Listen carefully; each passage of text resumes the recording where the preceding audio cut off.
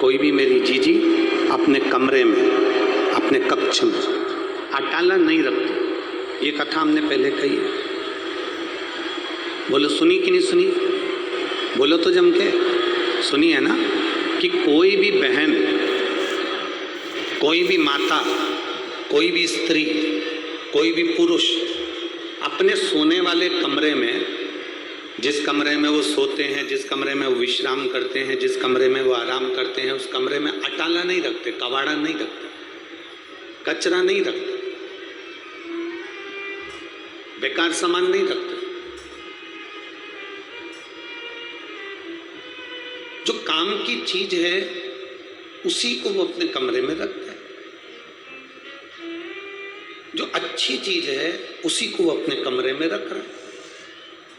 जब हम और आप अपने कमरे में कोई कचरा नहीं रखते, हम और आप अपने कमरे में कोई कबाड़ा नहीं रखते, हम और आप अपने कमरे में कोई बेकार सामान नहीं रखते, तो भोलेनाथ अपनी पृथ्वी पर किसी बेकार को नहीं रखते, सबको अच्छा ही रखते। जो काम का है,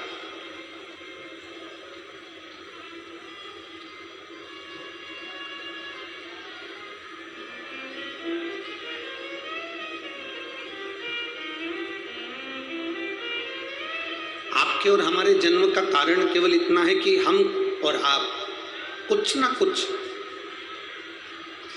अपनी मातृभूमि के लिए, अपने राष्ट्र के लिए, अपने धर्म के लिए, अपने सत्कर्म के लिए, भगवत स्मरण के लिए, अपने परिवार के लिए, अपने कुटुंब के लिए हमारा जन्म हुआ। कुछ अच्छा करने के लिए हम पैदा हुए, कुछ अच्छा करने के लिए हमको ये मानव का शरीर मिला।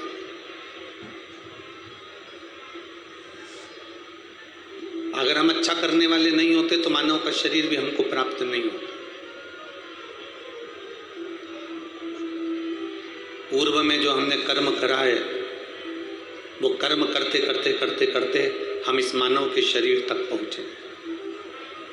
अब देखो, शिव महापुराण में षडानंद कार्तिकेय जी का वर्णन आता है,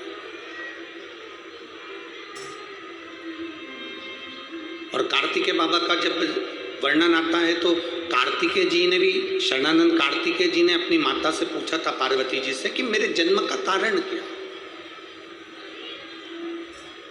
मैं क्यों पैदा हुआ।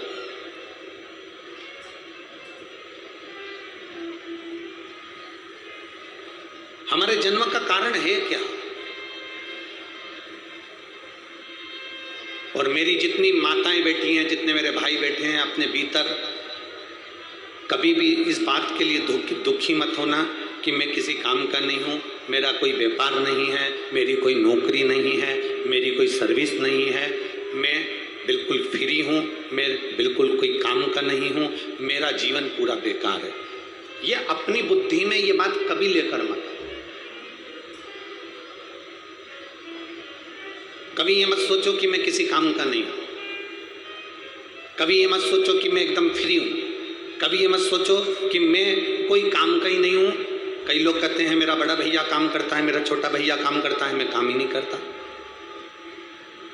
कई बार अपनी घर की धर्म पत्नी भी ऐसी होती है जो अपने पति से कह देती है, देखो तुम्हारे जेठ, हमारे बड़े भैया काम कर रहे हैं, छोटे भैया काम कर रहे हैं, और तुम कुछ काम नहीं करते हो, निठल्ले जैसे रहते हो।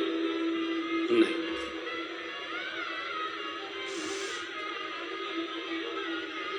शिव महापुराण की कथा कह रही है, भगवान शंकर का चरित्र कह रहा है, शिव महापुराण की कथा कह रही है, भगवान देवादिदेव महादेव का चरित्र कह रहा है। कभी अपने मन में, अपनी चित्त वृत्ति में, अपने विचारों में, अपने भावों में ये लेकर मत आओ कि मैं किसी काम का नहीं हूं। आप किसी काम के नहीं हो ना, तो एक काम करना चालू करो। वीरान पड़ी हुई भूमि पर, वीरान पड़े हुए जगहों पर एक एक वृक्ष लगाना प्रारंभ कर दो, बेलपत्री के, या गौ माता की सेवा करना प्रारंभ कर दो, या किसी शिवालय में जाकर शंकर के मंदिर में सेवा करना प्रारंभ।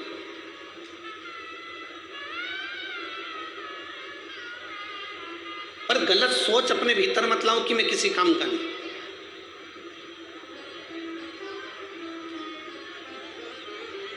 वो कहते हैं ना, रचा है सृष्टि को जिस प्रभु ने, वही ये सृष्टि चला रहे। जो पेड़ हमने लगाया पहले, जो पेड़ हमने लगाया पहले, उसी का फल अब हम पा रहे। रचा है सृष्टि को जिस प्रभु ने, वही ये सृष्टि चला रचना उसने करी, बनाने वाला वो है। और जब रचना उसने करी, बनाने वाला वो है, सृष्टि की रचना उसने करी, तो किसी फालतू को वो पैदा नहीं कर सकता, किसी व्यर्थ को पैदा नहीं कर सकता, किसी भी व्यर्थ व्यक्ति को वो जन्म नहीं दे सकता। यहाँ पर पृथ्वी पर एक एक बच्चा, पृथ्वी पर जन्म लेने वाला एक एक मनुष्य, पृथ्वी पर जन्म लेने वाला एक एक व्यक्ति, सब काम के हैं। कुछ काम नहीं है तो वृक्ष लगाइए, कोई काम नहीं है तो गौ माता की सेवा करिए, कोई काम नहीं है तो शंकर के मंदिर में जाकर सफाई करिए।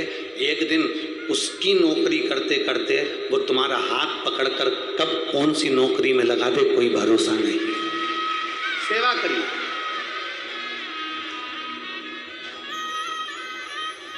सेवा करो पर गलत संगत में मत बैठो।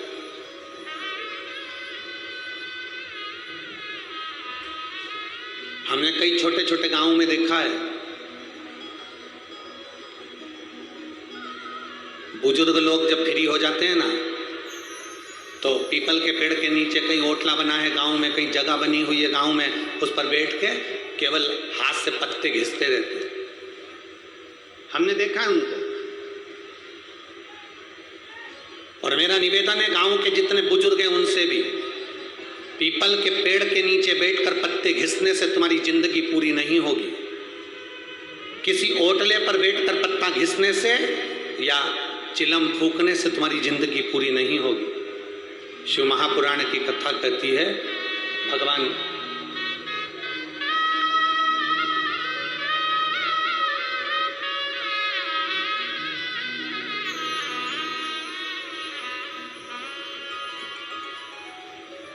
किसी ओटले पर बैठकर पत्ते घिसने से या व्यर्थ की बात करने से तुम्हारी जिंदगी पूरी नहीं होगी। शिव महापुराण में भगवान देवाधिदेव महादेव पार्वती जी को जब भ्रमण कराने के लिए काशी में लेकर जाते हैं, तो काशी में पहुंचकर पार्वती से कहते हैं, पार्वती, संसार में जन्मा हुआ व्यक्ति जिस दिन अपने समय की कीमत समझ जाता है, उस दिन मैं उसके समय को श्रेष्ठ बनाना प्रारंभ कर देता हूं।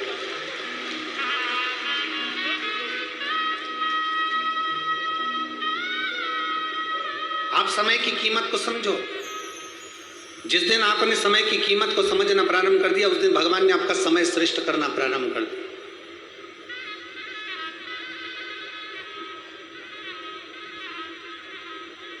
जिस दिन आपने समय की कीमत को जानना प्रारंभ कर दिया कि मेरा समय मुझे अमूल्य बनाना है, कीमत वाला बनाना है, मेरा समय व्यर्थ नहीं जाना चाहिए। अब यहां पर देखो, अब यहां पर जितने लोग आए हैं ना, 1 बजे से 4 बजे तक कथा है।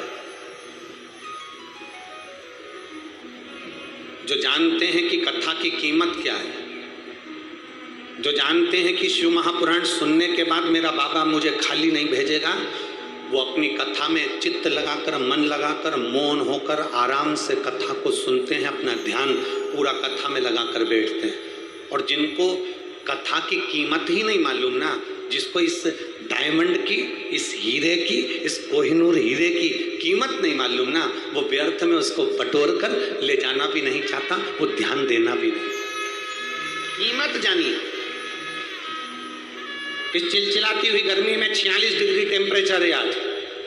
अब 46 डिग्री टेम्परेचर के अंदर आप सब 2-2, 3-3 घंटे पहले आकर बैठे हो। 1 बजे से 4 बजे तक कथा तुम्हें सुनना है तो तुम्हारा ध्यान, तुम्हारा केंद्र, तुम्हारी बुद्धि, तुम्हारा चित्त, तुम्हारा हृदय शंकर के चरणों में होना चाहिए। शिव चरणारविंद, अपने समय की जिसने कीमत जान ली, जो अपने समय को पहचान गया, जिसने अपने समय की कीमत को जान लिया, शंकर भगवान माता पार्वती जी से काशी में कहते हैं कि जो अपने समय की कीमत जान जाता है उसके समय को बदलने में देरी नहीं लगती, मैं स्वयं आगे रहकर उसका समय बदल दूं।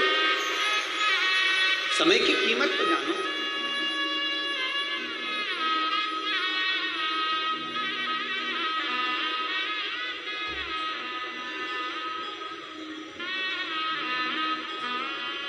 कलयुग में ये कलिकाल चल रहा है।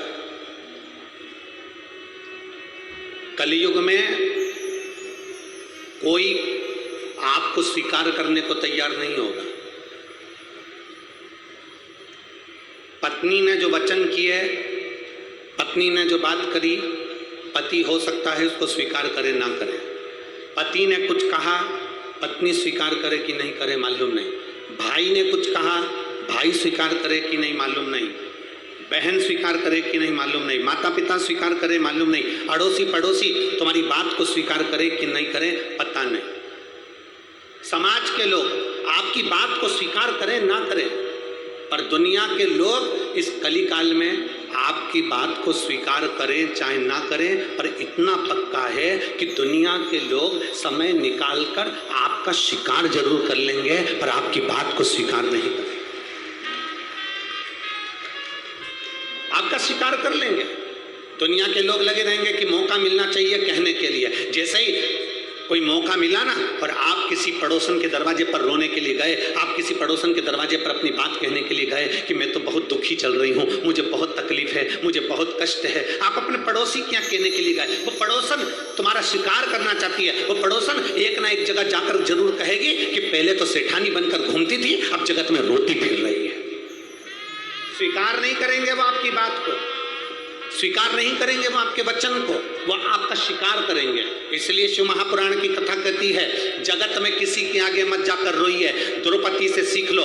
द्रौपदी ने अपने धृतराष्ट्र गांधारी काका ससुर से कहा, मेरा चीर खींच रहा है काका ससुर, तुम तो बोलो। धृतराष्ट्र कहते हैं मेरी आंखें नहीं है। गांधारी कहती है मेरी आंखों पर पट्टी बंधी है।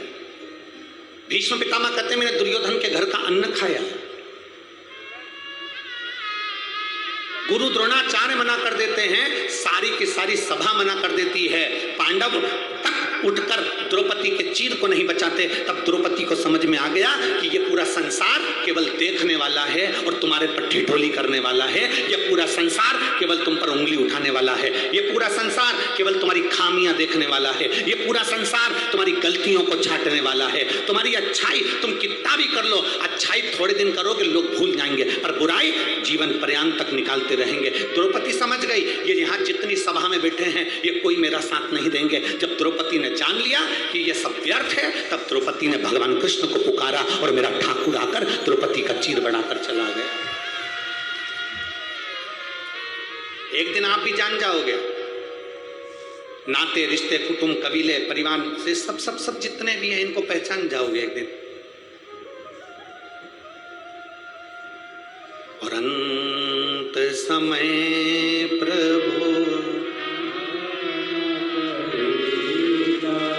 वचन दिया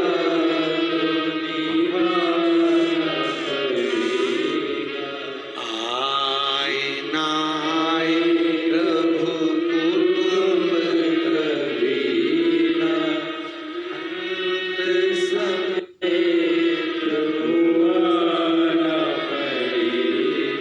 वचन दिया तो निभाना पड़ेगा। शिव ने जन्म दिया, शिव तक की यात्रा।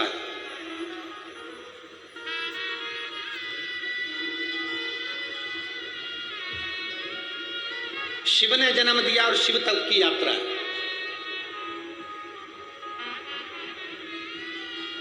मरने के बाद आखिरी में अभी कहीं पर भी घूम लो फिर लो, पर मरने के बाद आखिरी में तो मेरे शंकर के करीब ही जाना। अंत समय में तो मेरे देवाधिदेव महादेव के नजदीक में ही जाना, अंत समय में तो मेरे शंकर के करीब ही पहुंचना, अंत समय में तो जाना शमशान ही है,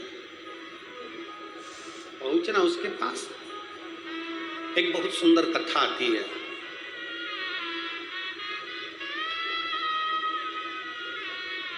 भक्तमाल में एक संत गोरा कुमार की कथा आती है। गोरा कुम्हार थे,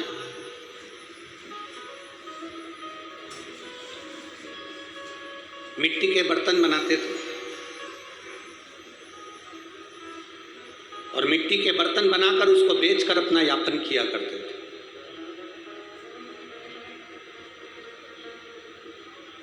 गोरा कुमार, जिनकी माता का नाम रुक्मणी था और पिता का नाम माधव जी था। गोरा कुमार तो पंडरीनाथ, हरिविठल, भगवान विष्णु के भक्त थे, पर इनके जो माता पिता थे रुक्मणी और माधव। गोरा कुमार के जो माता पिता हैं श्री रुक्मणी जी और माधव जी, ये दोनों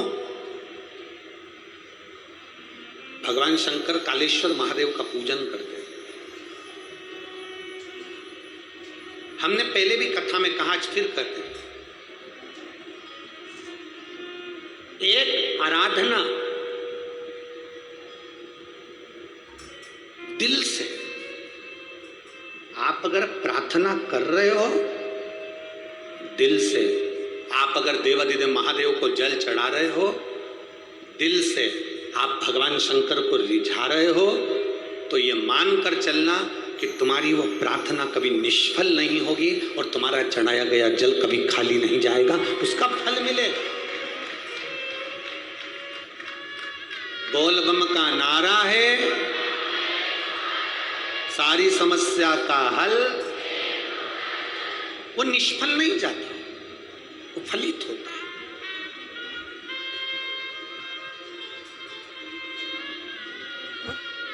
और शंभो शरणे पड़ी मांगो घड़ी रे घड़ी, दुख काटो दया करीन दर्शन,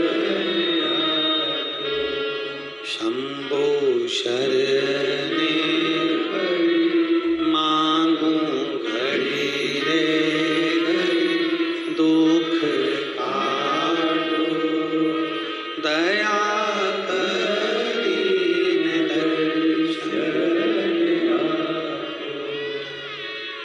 गोरा कुमार के माता पिता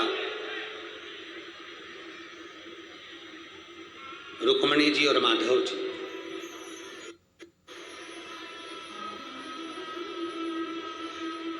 कालेश्वर महादेव का पूजन करते हैं।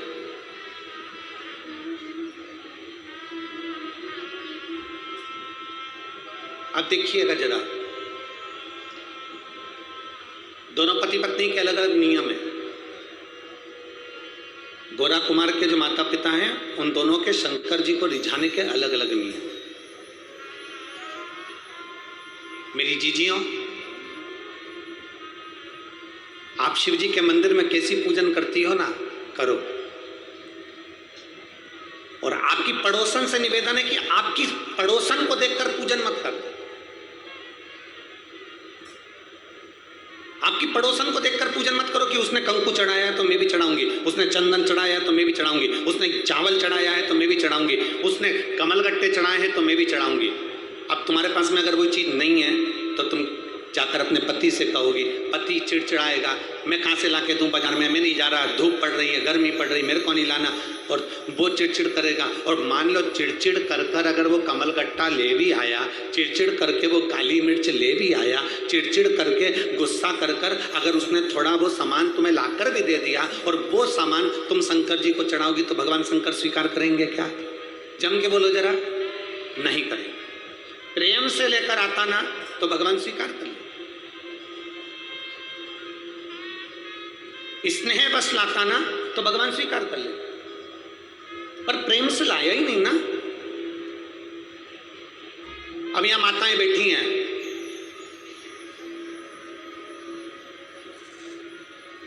सावन के महीने में हम पार्थिव शिवलिंग का पूजन कराते हैं। अब कई माताएं ऐसी हैं कि वो सामान्य में अपने पति से जाकर कहती है, सुनो समी पत्र ला के दो, सुनो लौंग ला कर दो, सुनो ये ला कर दो, सुनो वो ला कर दो। पति गुस्सा कर जाए, पति चिड़चिड़ा हो जाए, बेटे गुस्सा कर जाए, बेटे चिड़चिड़े हो जाए, तो शिव महापुराण की कथा कहती है फिर एक काम करो, अगर कमल गट्टा नहीं है तो चावल का दाना समर्पित कर दो, काली मिर्च नहीं है चावल का दाना समर्पित कर दो, अगर लौंग नहीं है चावल का दाना समर्पित कर दो। पर कोई चिड़चिड़ होकर कोई सामान ला कर दे और वो शंकर जी को चढ़ाओ, वो मेरा शिव स्वीकार नहीं करता। प्रेम वश आया हो तो शंकर को प्रेम वश। एक पत्र है, देखिए, पत्र नहीं प्रश्न है।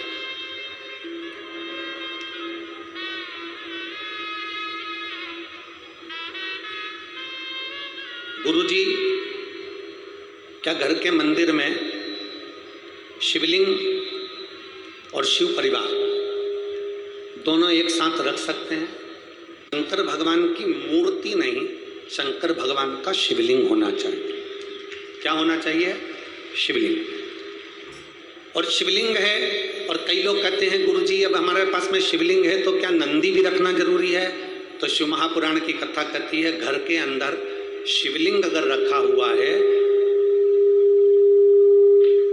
घर के अंदर शिवलिंग अगर रखा हुआ है तो नंदी हो तो ठीक, नहीं हो तो आप और हम जब बाबा को रोज प्रणाम करते हैं तो हम भी नंदी से कम नहीं होते हैं। हम भी नंदी से, आप और हम बाबा को प्रणाम कर रहे हैं तो आप भी और हम भी शिव के उपासक हैं। अब कहा शिवलिंग रखें तो क्या साथ में पार्वती जी रखना जरूरी है, कार्तिकेय रखना जरूरी है, कि गणेश जी रखना जरूरी है? तो गणेश जी तो सबके घर में पहले से रहते हैं। बोलो सही है कि गलत है? जम के बोलो जरा। अब पार्वती जी की बात आई तो सब जितने भी बैठे हैं ना, सबके घर में कुल देवी तो होती ही है। माता जी का फोटो होगा, माता जी का चित्र होगा, कुछ ना कुछ माता का स्मरण होगा। और नहीं होगा तो जो शिवलिंग होता है, आपको पहले भी वर्णन किया, जैसे ये जलाधारी, ये शिवलिंग, ये पानी बह रहा है, या गणेश जी, कार्तिकेय, अशोक सुंदरी, पार्वती जी, शंकर जी, मतलब पूरा की पूरा परिवार देवादिदेव महादेव का शिवलिंग के रूप में विराजमान। अब अगला प्रश्न आता है, क्या घर के मंदिर में पीतल का शिवलिंग रखना उचित है कि नहीं है? किसी धातु का शिवलिंग या किसी पदार्थ का शिवलिंग रखना उचित है कि नहीं है?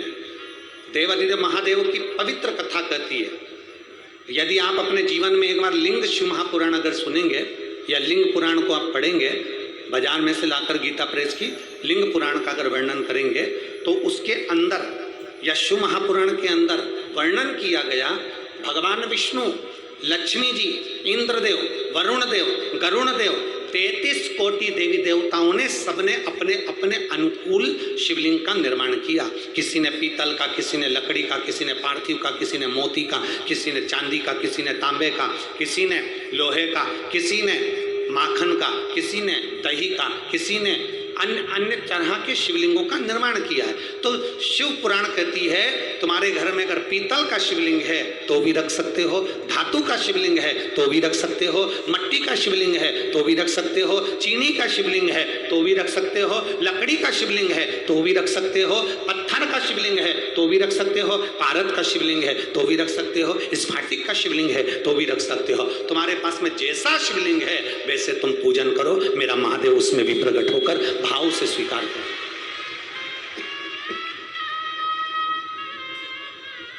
उसमें कोई भेद नहीं कि हमको ये शिवलिंग रखना है कि वो शिवलिंग रखना है कि ये शिवलिंग स्वीकार करना है कि वो शिवलिंग स्वीकार करना, उसमें कोई भेद नहीं है।